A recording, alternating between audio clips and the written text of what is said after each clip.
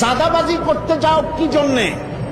একটা মানুষ বহু টাকা বহু কষ্ট করে জমি জমা বিক্রি করে ব্যবসা করতেছে, সেখানে যাইয়া আমাদেরকে 2 লক্ষ টাকা দিতে হবে, 5 লাখ টাকা দিতে হবে। কি হয়েছে? চাঁদাবাজ এবং মাস্তান যারা চাঁদাবাজি করতে যাও, মানুষের কাছে খয়রাত চাও, ওই ভিক্ষা করে খাওয়া অনেক ভালো। মসজিদের সামনে এখন থাল নিয়ে বসে থাকবে যে আল্লাহর রাস্তায় খয়রাত দাও।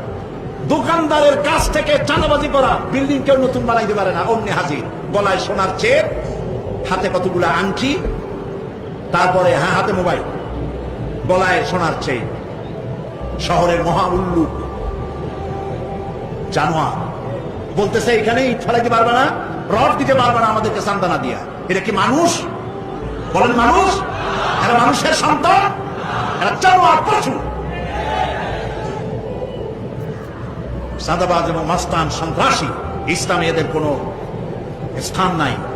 এদেশে যদি কোরআনের রাজ কায়েম হয়, সন্ত্রাসীদের মাথা কামাইয়া ঘোল ঢেলে দেওয়া হবে, যাতে মাথা ঠান্ডা থাকে। এই জন্য মাথা ঠান্ডা করিয়া বসে থাকবে। আর সকলের চাকরি দেওয়া হবে, কাজ করো আর খাও, চাঁদাবাজি করো। শ্বশুরের কাছে চাঁদাবাজি করে, বউর কাছেও চাঁদাবাজি করে। এত বড় লক্ষ্মী ছাড়া বলে যায় বলে আমার হিরোইন খাওয়ার পয়সা দিবি।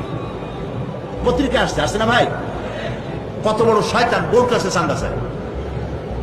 আল্লাহ এইসব চাঁদাবাজ, মাস্তান, অপহরণকারী আর সন্ত্রাসী জানোয়ারদের হাত থেকে আল্লাহ এই দেশকে রক্ষা করুন। বলেন আমিন। চিল্লায় বলেন আমিন।